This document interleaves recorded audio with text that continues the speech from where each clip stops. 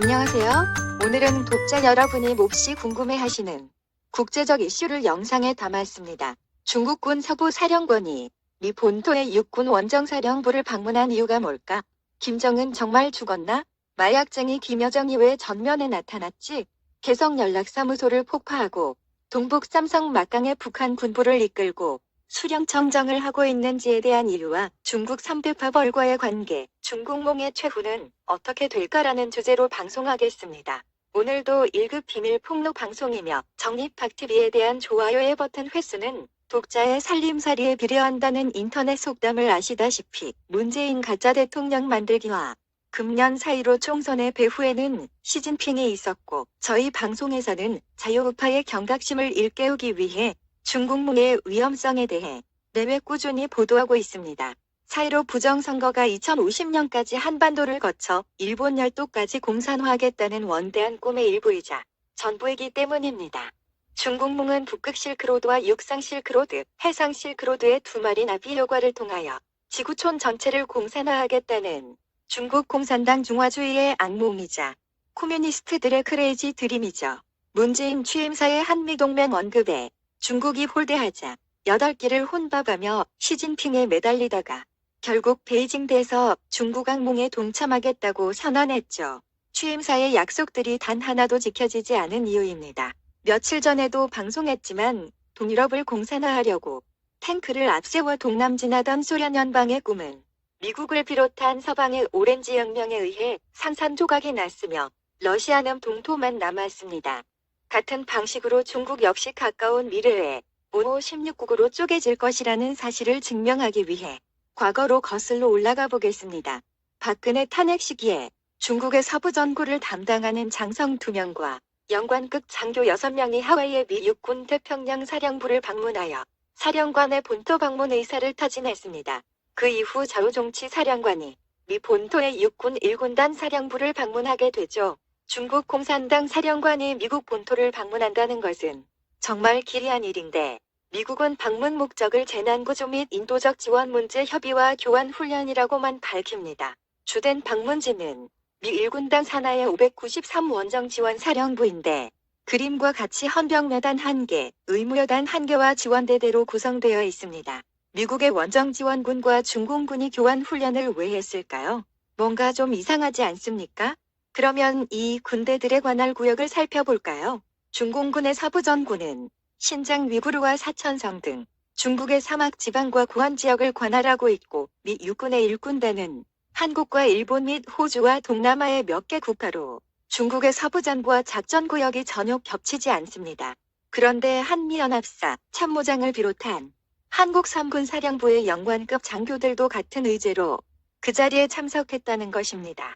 그러니까 한국군과 중공군이 미국의 원정사령부에서 뭔가를 논의했다? 이건 뭐 웰컴 투 동막골의 재현인가요? 또한 주한미군은 한국 내의 미국인들을 유사시 해외로 대피시키는 커리저스 채널 훈련을 실시했죠.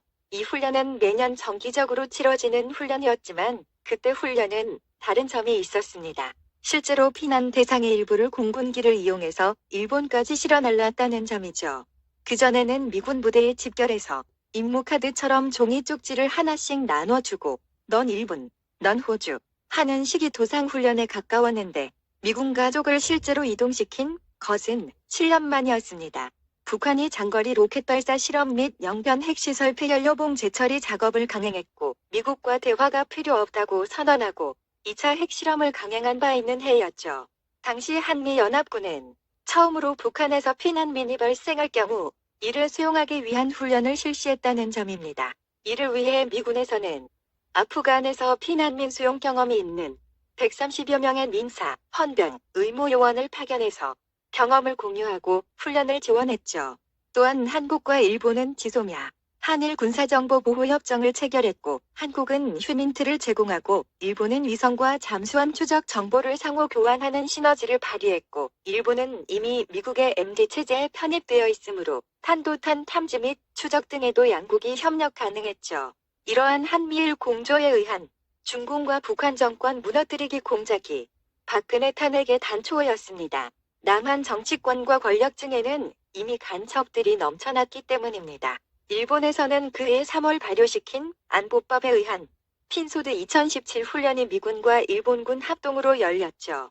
이 훈련은 한반도 유사시에 일본 자위대가 영역에 상관없이 미군 등의 외국군을 지원할 수 있는 안보법에 따라 실시된 것으로 그 훈련은 미군과 일본 자위대가 지금까지 실시한 훈련 중 규모가 가장 컸습니다.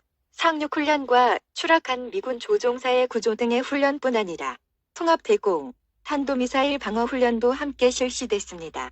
트럼프는 CIA 국장, 외교안보 보좌관, 법무장관과 국방장관에 모두 강경파를 내정했죠. 일본은 아베가 트럼프를 만나고 온 직후 계획 중이던 미사일 방어용 추경 예산을 급하게 서둘러 편성했습니다. 중국은 연변 자치구를 시작으로 북중 접경 지역의 철조망 및 초소를 급히 보강하기 시작했고 접경지대의 정규군 및 무장경찰 병력을 증강했습니다.